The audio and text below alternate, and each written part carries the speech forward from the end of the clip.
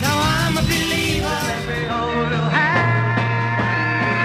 Let me hold your hand. Hey Jude, don't make it bad. The best-selling rock song of all time sold 33 million physical copies, and I guarantee you it's not the one you think it is.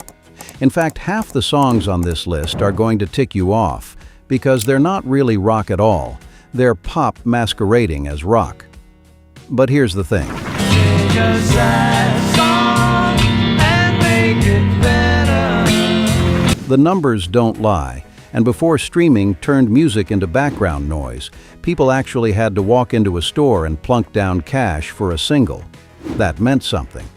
So today, we're breaking down the 10 songs that moved the most units since the modern charts began in the 1950s, and yeah, some of these are going to hurt. At number 10, Queen's Bohemian Rhapsody.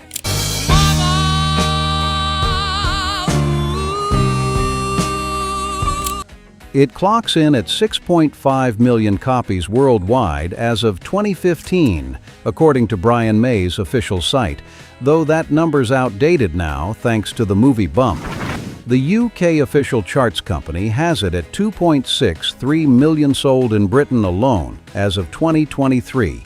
That's where Queen's real fan base was. I've got to go. Gotta leave you all. October 31st, 1975. This thing dropped as the lead single from A Night at the Opera. Nearly 6 minutes of ballad opera hard rock with no chorus, no rules, and 5 different studios to record it. Galileo, Galileo, Galileo Figaro. Magnifico! The music video with those silhouetted faces against black didn't just change how bands promoted music, it killed the idea that you needed a performance clip to sell records. Radio stations said it was too long, too weird, too everything. So you think you can stop me and spit my eye? One British DJ played the whole thing anyway. Mercury broke every rule and dared the industry to stop him. They couldn't. Hey Jude sits at number 9. Hey Jude, don't make it bad. Estimated worldwide sales around 8 million, though that's unverified industry talk. What's real is the RIAA certification, 4 million units in the United States. Massive for a single that came out in August 1968. Well, you know that it's a fool who plays it good. This was one of the last Beatles singles that actually felt like the Beatles before the whole thing fell apart. If you were there when it dropped, you know it was unavoidable.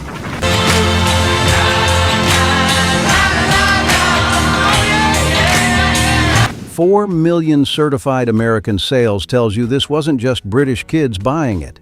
This was a song that crossed the ocean and owned our radio for months. Number 8 is where this list gets weird. Wings Mull of Kintyre. Carries me home to the Mull of Kintyre. Dropped November 11th, 1977 as a double A-side, and it sold over 2 million copies in the UK. Their detailed numbers put it at 2.10 million British sales. Worldwide estimates hover around 9 million. Mull of Kintyre, oh Mistress. Here's what you need to know. This song was a monster in Britain and absolutely tanked in America. Didn't even crack the top 30 on the Billboard Hot 100. Why? Because Paul McCartney opened it with Scottish bagpipes and a sentimental ode to the Scottish countryside, and American rock radio in 1977 wanted none of it. Britain ate it up like it was the second coming.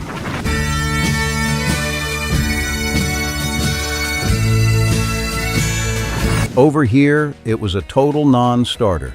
The sales numbers are real, they're just not ours. Here's a question for you. Is Mull of Kintyre even a rock song, or is it just McCartney cashing in on British nostalgia? Drop your take in the comments, and if you think this list is already off the rails, hit subscribe because it's about to get worse.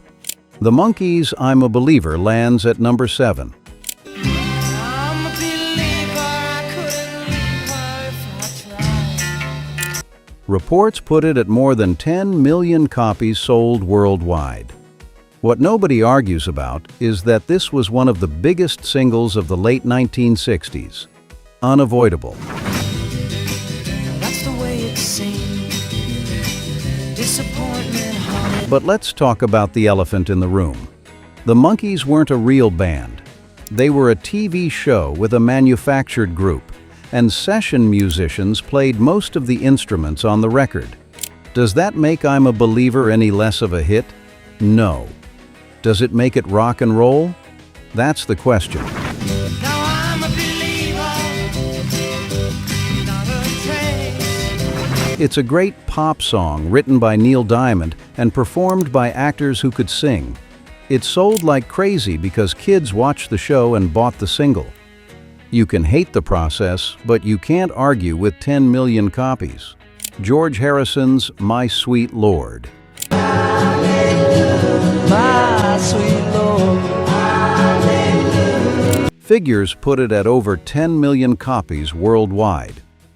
Released around November 1970 in the US, this was George's big statement that he didn't need John and Paul to write hits. Lord, but it takes so long, my Lord. My Except here's the tragedy. A judge ruled it was subconscious plagiarism of He's So Fine by the Chiffons, and Harrison's side paid nearly $1.6 million to the rights holder. my sweet Lord. Think about that. George Harrison wrote what he thought was an original spiritual anthem. It became a massive worldwide hit. Then the courts told him he'd accidentally stolen it from a 1963 girl group song. He didn't mean to do it. The melody just lived in his head from years of hearing it on the radio. But it cost him a piece of his legacy.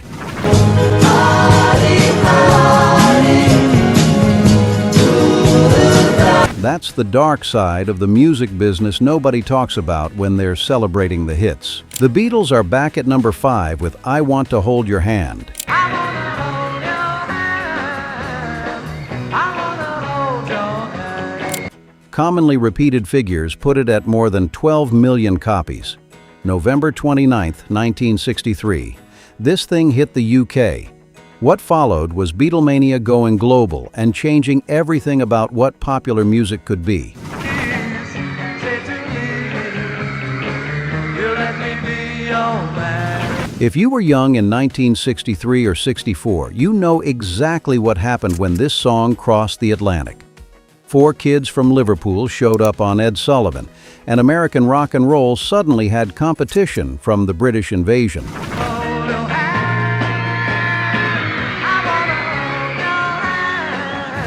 This was the song that started it all. Which Beatles single do you actually think deserves to be higher on this list? I Want to Hold Your Hand or Hey Jude? And before you answer, remember we're talking sales, not your personal favorite. Let me know in the comments, and if you haven't subscribed yet, do it now because the top 4 are going to make you question everything. Number 4, Wind of Change. I'm blowing with the wind of change. Estimated 14 million copies sold worldwide. Klaus Meine wrote this after the Scorpions played the Moscow Music Peace Festival in August 1989 at Lenin Stadium in front of 300,000 people alongside Ozzy, Motley Crue, and Bon Jovi, while the Cold War was dying. Listening to the wind of change. The record company fought him on opening the song with a whistle because Scorpions were a hard rock band, and whistling wasn't metal, Meine insisted. That opening became iconic. Released in 1991, it became the unofficial soundtrack to the fall of the Berlin Wall. Into the wind of change. Here's where it gets strange. Years later, a theory emerged that the CIA secretly wrote Wind of Change as propaganda to help bring down communism. In 1989, The line between a power ballad and psychological warfare was thinner than you'd think. If the CIA didn't write it, they certainly wished they had. The Scorpions laugh at it.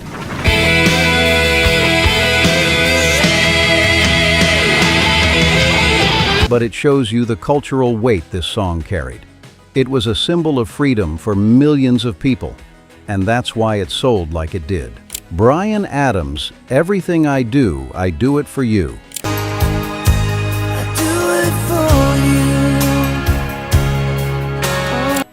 Over 15 million copies, 16 consecutive weeks at #1 in the UK. Let's be honest, this isn't a rock song. It's a power ballad written for a movie soundtrack, and Adams cranked it out with Michael Kamen and Mutt Lange in 45 minutes.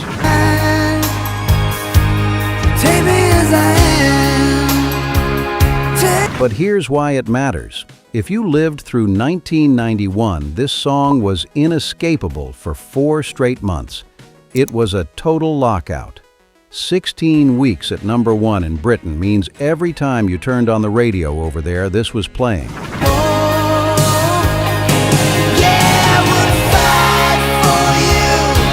That's not rock and roll in the classic sense, but it's undeniable commercial dominance. You can complain about it being soft, but you can't ignore it. #2 is where this list gets back to actual rock and roll, rock around the clock. 1, 2, 3 o'clock, 4 o'clock, rock. 5, 6, 7 o'clock, 8 o'clock, rock. Guinness lists it at 25 million units sold worldwide. April 12, 1954. They recorded it at the Pythian Temple studio. The session almost didn't happen because the band's ferry got stuck on a sandbar. When they finally showed up, they knocked this out as a throwaway B-side in 40 minutes. 2, 3, and 4, if the band slows down, we'll yell for more. We're gonna rock around. The single flopped at first, but in 1955, when it blared over the opening credits of the film Blackboard Jungle, all hell broke loose. Teens danced in the aisles. Riots broke out in theaters. The establishment lost its mind. Minutes 8, 9, 10, 11, 2, I'll be going strong, and so are you. We're gonna rock. The American Legion denounced it as a threat to the fabric of society. Parents genuinely believed rock and roll was going to destroy their children's morals. This wasn't just music anymore. It was a moral panic. Gonna rock around the clock again. We're gonna rock around the clock tonight. It spent 8 weeks at #1, becoming the first rock and roll song to hit the top of the Billboard chart. This was the song that introduced rock and roll to the mainstream. Elton John's Candle in the Wind, 1997. In our hearts, you are the grace that place to set. Will I? 33 million copies sold worldwide, and it's not even close. Now, before you start yelling that Elton John isn't rock, let me say this. You're right. By 1997, he wasn't. Feels your candles burned out long before. But let's not forget who Elton John was in the early 70s when he was cranking out Goodbye Yellow Brick Road and hitting stages in platform boots and feather boas, backed by a band that could absolutely wail.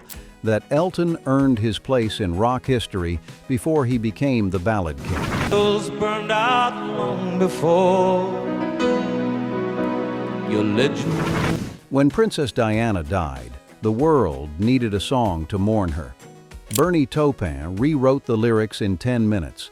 Elton sang it once at Westminster Abbey, and he's refused to perform it live since. 33 million people bought the physical record. That number dwarfs every other song on this list combined. Lost without your soul, who missed the wings of your compassion. It's a record that will stand forever because the music industry doesn't work this way anymore. So there you have it. From Bohemian Rhapsody to Elton John, these are the 10 songs that moved the most physical units in rock history, even if half of them aren't really rock at all. But here's what matters. These songs come from an era when buying a single meant you cared enough to hand over cash and carry that vinyl home. To be here, oh, more again. you played it until the grooves wore thin. Streaming changed everything in 2013. These songs are the champions of the physical era, and that era is dead. But physical records mattered because ownership meant something. You didn't rent access to it, you owned it. That piece of vinyl sat on your shelf as proof that this music was yours.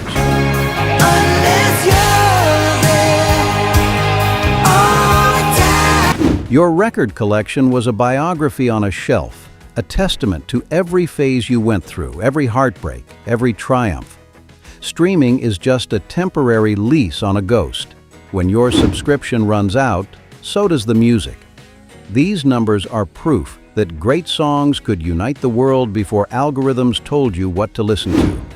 For those of us who remember exactly where we were when we first heard them, these numbers represent the moment when music was something you held in your hands, something permanent, something real.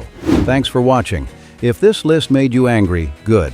Leave a comment and tell me which song doesn't belong. And if you want more no BS breakdowns of rock history, subscribe now because I've got plenty more to say.